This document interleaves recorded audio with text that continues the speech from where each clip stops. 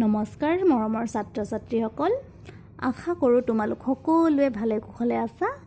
আজি মই সপ্তম শ্ৰেণীৰ হিন্দী বিষয়ৰ পাঠদান আগবঢ়াবলৈ লৈছোঁ। গতিকে তোমালোকে সকলোৱে নিজৰ পাঠ্যপুথিখন উলিয়াই ল'বা। আজি আমি আঁখো কি দেখভাল নামৰ পাঠটোৰ বিষয়ে আলোচনা কৰিম। परिचय। आँखें मनुष्य के शरीर का एक महत्वपूर्ण अंग है। आँखों से ही हम संसार के सौंदर्य को देख सकते हैं, इसलिए आँखों की देखभाल करना बहुत जरूरी है। চকু হৈছে মানুহৰ শৰীৰৰ আটাইতকৈ महत्वपूर्ण অংগ। এই চকুৰেই আমি জন্মৰ পৰা মৃত্যুলৈকে সমস্ত জগতৰ সৌন্দৰ্য দেখিবলৈ পাওঁ। সেয়ে চকুৰ যত্ন লোৱাটো অত্যন্ত জৰুৰী। मेज पर बैठकर पड़ती हुई मोहिनी अपनी आँख को रगड़ रही है। चोआ एया चोआ मोहिनीয়ে কি কৰি আছে? তাই নিজৰ মেজত বহি চকুজুৰি মোহাৰি আছে। দাদাজি অৰ্থাৎ ককা, ককাকে কি কৈছে? मोहिनी अपनी आँख क्यों रगड़ रही हो? अरे ये तो बहुत लाल हो गई है। ককাকে কৈছে যে মোহিনী তুমি চকু কিয় মোহাৰি আছা? তোমাৰ চকুজুৰি চোন ৰঙা পৰি গৈছে। मोहिनी दादाजी लगता है मेरी आँख में कुछ पड़ गया है, यह दुख भी रही है। मोहिनीয়ে কৈছে যে ককা এনেকুৱা লাগিছে যেন মোৰ চকুত কিবা পৰি গৈছে। এতিয়া চকুজুৰি বিষাবও ধৰিছে। दादाजी आई कप में गुलाब जल डालकर लाते हैं। তেনে সময়তে ককাকে কি কৰিছে? মোহিনীৰ বাবে আই কাপত গোলাপ জল লৈ আহিছে। তাৰপিছত চোৱা दादाजी बेटा हमें आँखों को रगड़ना नहीं चाहिए। ককাকে কৈছে যে মাজনী আমি চকু মোহাৰিব নালাগে। लो आई कप में पड़े गुलाब जल में अपनी पलक को झपकाओ और अच्छी तरह से आँखों को धो लो।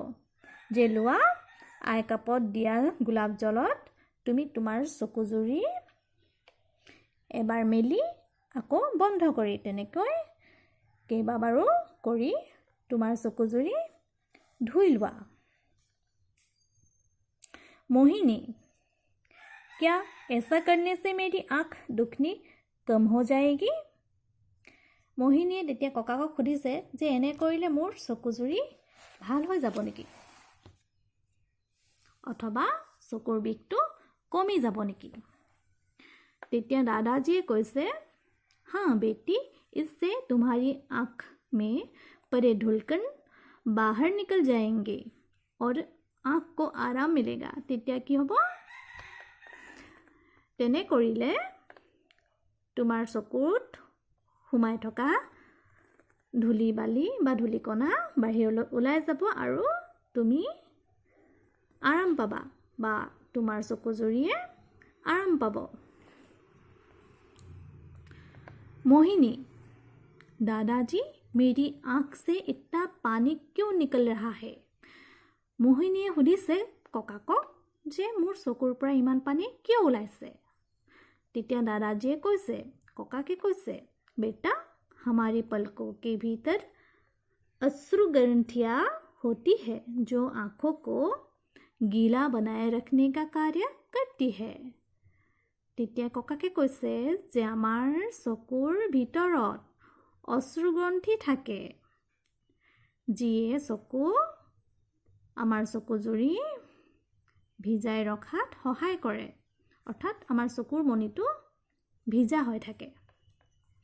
जब आँख में कोई धूलकण प्रवेश करता है तो इन ग्रंथियों से पानी स्वयं ही बाहर निकलने लगता है और ढुलकन सरलता से बाहर आ जाते हैं।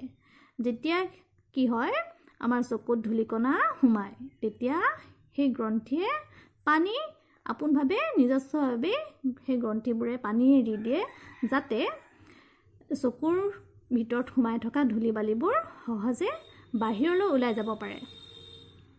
मोहिनी, दादाजी आप सुबह शाम आंखों पर पानी के चिट्टे क्यों मारते हैं? मोहिनीয়ে সুধিছে যে ককা তুমি ৰাতিপুৱা আৰু গধূলি চকুত পানী কিয় ছটিওৱা? पानी के छींटे अर्थात पानी छटियावाটো কথা বুজাইছে। दादाजी कका के कहते ऐसा करने से हमारी आंखें साफ हो जाती है और उन्हें ताजगी मिलती है। তেতিয়া ককাকে কৈছে যে তেনে কৰিলে বা চকুত পানী মাৰিলে আমাৰ চকুজুৰি সাফা হয় আৰু আমাৰ চকুৱে সতেজতা অনুভৱ কৰে। तभी मोहिनी की सहेली निष्ठा आंखों पर चश्मा लगाए वहाँ आती है। সেই সময়তে কি হৈছে মোহিনীৰ এগৰাকী বান্ধৱী যাৰ নাম হৈছে নিষ্ঠা তাই চকুত চশমা পিন্ধি আহিছে। এয়া চোৱা এয়া মোহিনীৰ ককাক এয়া निष्ठा যিগৰাকীয়ে চশমা পিন্ধি আছে। निष्ठाए কৈছে मैं अभी अभी डॉक्टर के पास से ही आ रही हूँ जे मैं এতিয়া डॉक्टर अर्थात चिकित्सকৰ ওচৰৰ পৰা আহিছোঁ।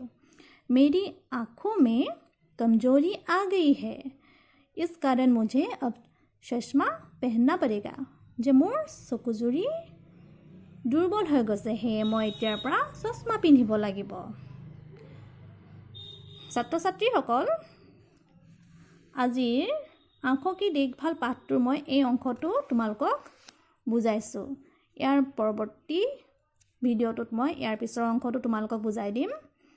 তাৰ আগতে মই তোমালোকক কেইটামান প্ৰশ্ন উত্তৰ কৰি দেখুৱাইছোঁ। চোৱা एक नंबर प्रश्न আছে मोहिनी आँख क्यों रगड़ रही थी? আকৌ প্ৰশ্নটো কৈছোঁ मोहिनी आँख क्यों रगड़ रही थी? उत्तरটো হৈছে मोहिनी की आँख में कुछ पड़ गया था इसलिए मोहिनी अपनी आँख रगड़ रही थी। 2 नंबर আছে दादाजी ने मोहिनी को किसमें क्या डालकर दिया? प्रश्न तो আকৌ बार কৈছোঁ दादाजी ने मोहिनी को किसमें क्या डालकर दिया? उत्तर तो है दादाजी ने मोहिनी को आई कप में गुलाब जल डालकर दिया।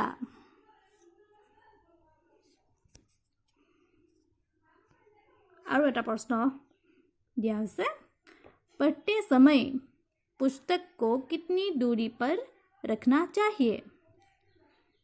पढ़ते समय पुस्तक को कितनी दूरी पर रखना चाहिए? उत्तर है पढ़ते समय हमें पुस्तक को कम से कम 30 सेंटीमीटर दूरी पर रखना चाहिए। आपको एक बार कोई दिसो पढ़ते समय हमें पुस्तक को कम से कम 30 सेंटीमीटर दूरी पर रखना चाहिए। গতিকে ছাত্ৰ ছাত্ৰীসকল আজিৰ এই ভিডিঅ'টোৰ জৰিয়তে তোমালোকে নিশ্চয় উপকৃত হ'বা। তোমালোকে ভালদৰে পঢ়িবা আৰু লিখিবা। আজিলৈ মোৰ পাঠদান ইমানতে সামৰিছোঁ। আকৌ লগ পাম। ধন্যবাদ।